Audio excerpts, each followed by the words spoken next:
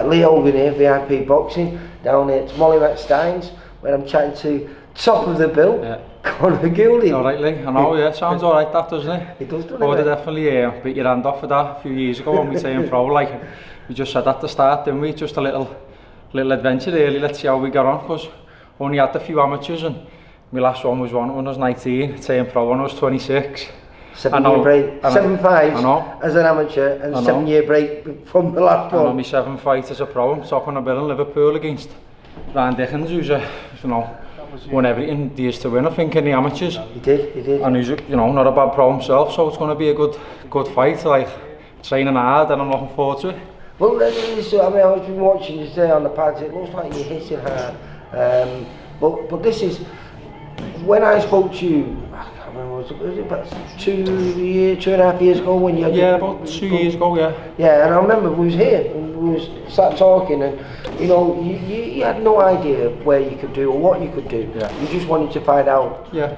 And you've had some good, solid, hard fights, where you've been, you've asked questions of you, you've managed to find the answers of them, and you've slowly got better and better and better. And then last time out, as with Ryan, you both slipped up. You both had a little bump in the road against the ridiculously tough and built like an absolute proverbial brick shithouse. He's massive. Surgeon Bomber, which hence is why we're here where we are now, because I think it was 3 weeks before you fought Serge, he'd just lost to him, and then you lost to him, both of them. I know your scorecard wasn't as close as his. I think he was 58, 56 and you were 59, 56, but I think your scorecard was terrible. And the same with Ryan. If Ryan would have got it by a round, if it would have been a draw, you wouldn't argue. If he would have lost by a round, again, I thought it was a little bit too wide for Ryan's loss. But yours, again, was exactly the same. No way did you only win 1 round in that fight. I know, madly, you know what I mean, but as I said, it's a lot I've took a lot from the fight, even though it's a loss on my record. I've learned more in that fight than I have in my other, 5 fights. Just because, like, in the last couple of rounds, when sometimes you think, have you got it, and you in that fight, like, you could dig deep. I could dig deep, and don't get me wrong, like, I weren't perfect. Them mid rounds were not good enough. You definitely won the 2 or 3 of the mid rounds. I fought the first and second. Definitely the last couple I won. But I lost, and I think I've learned I'm a better fighter for it.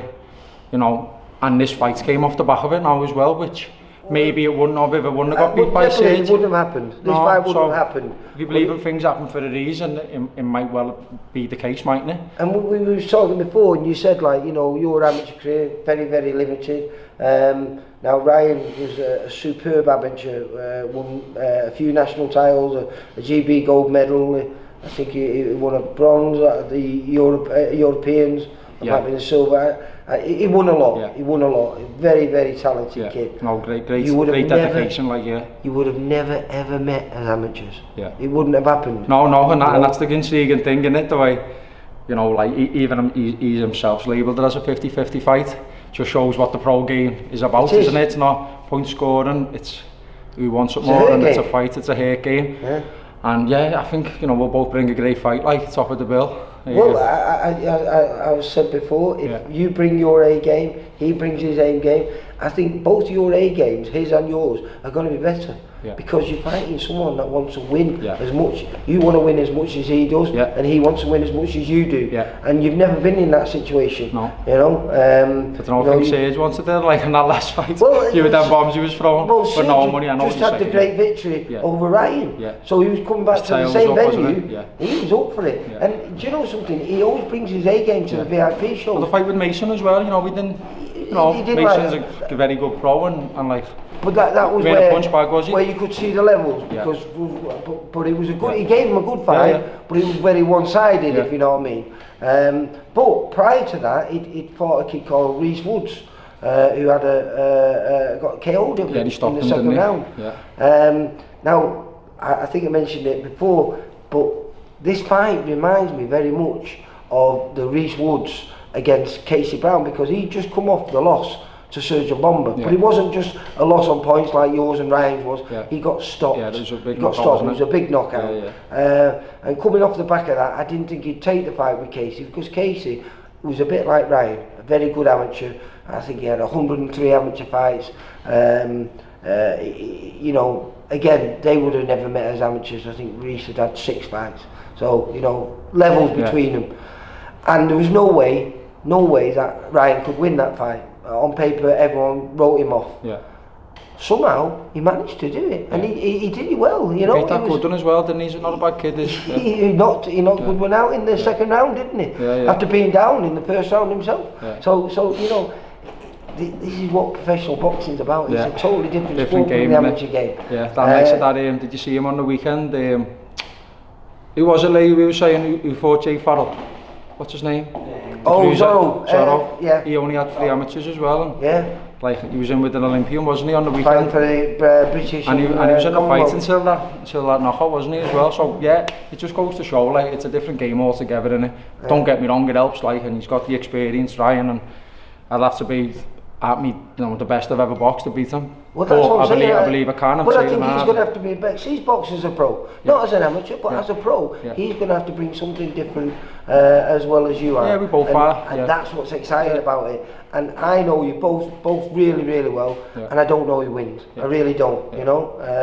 But if anyone looks at record books, you're a massive underdog. Yeah, there's only one winner. And he's a massive favourite. Yeah, and that's what I feel like. There's not much pressure on me. Don't get me wrong, I put a lot of pressure on myself, but as I say, when you fight the likes of Serge and Bono, obviously the Dangerman, aren't they, but you're expected to beat them. So people who don't really know boxing, they're looking at the box rec and thinking, oh yeah, it's just an easy win there. But with Ryan, no, I feel like he's the favourite, and I feel like there's no pressure on me, like, at all really, so I feel good. But do you feel that, you know, you like you said, you've had wars. You've had wars in these victories. Like you say, you had a very tough fight with Seamus Devlin the first time you fought him. The second time you fought him, it was a very comfortable win for 40-36. And then you had a tough fight with Richard Helm. You know. Yeah, I think I made it. So for the first few rounds, we were comfortable really when I was boxing, and I suppose at the end it was.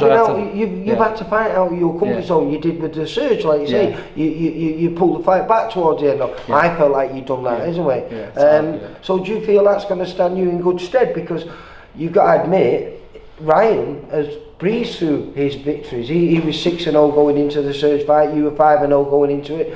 But I don't think he drops a single round as a professional. Yeah, he boxes really well, and you're on his pace and on his rhythm, then he's going to win every round. Because, but like Serge did, you know, if you're pushing the fight, you know, it's a lot different with the other opponents. Are you confident in the game plan that you come? Yeah. And have you got a good game plan? Yeah, we've got a game plan. Yeah. Hopefully, stick to it and come out with the win. Right, well, listen. As I say, it's a good fight, and everyone who's coming to watch, sure they won't be disappointed, and it's a good undercard as well. Leon Williams is on it, isn't he? Exactly, who's just done 8 solid rounds with silver medalist at the Olympics, Ben Whittaker, and no one thought he'd do 3. But not only did he do 8 solid rounds, he asked questions in it, and that was the most important thing. It was a very good performance by him, even though he lost.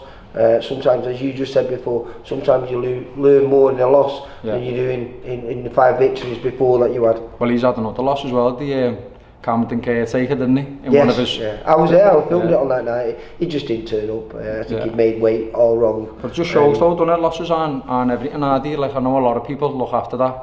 You know, they want the winning record, don't they? But sometimes you need that. Loss to just kick, to just like, makes you realise how much you want it. And what's important about this is, you both don't want another loss on your record. No, you don't mind a little blimp in the road. No, we can't afford a loss. But you want to, you know, and certainly, listen, with you being such a big underdog, all you have to do is put on a couple of performance and you win to a certain degree. Yeah, don't get me wrong, like, a loss isn't good for me, but I think it'd be easier for me to bounce back than what him, just with obviously the expectation, you know, that was probably on himself, like turning over with, you know, the amateur pedigree. But don't get me wrong, like, never want to win, even though I say he's the favourite with the amateur, like, it's still, I'm putting the pressure on myself, like, I don't want to lose. It's been easy for you to train for this fight? Yeah, of course. Probably be the same with him as well, when, you know, you've got someone who's coming to win, then of course it does. training hard. Good. I'm really genuinely looking forward to it, because as I said, you know, I know you both really well. I like both of you, but I don't know who wins. Yeah. And that's what excites me. Yeah, that's the good thing, isn't it? That's the good thing. Yeah. June the 8th, I'll find out, won't I? Yeah, you will. Is it going to be you? I hope so. Yeah. Well, you take care. Nice we'll one, see you on the 8th, mate. Top man, Charlie. That was a better one. For all boxing info, news and latest interviews, amateur and pro, across the north, click and subscribe. VIP Boxing Promotions. Also Twitter, Instagram and Facebook.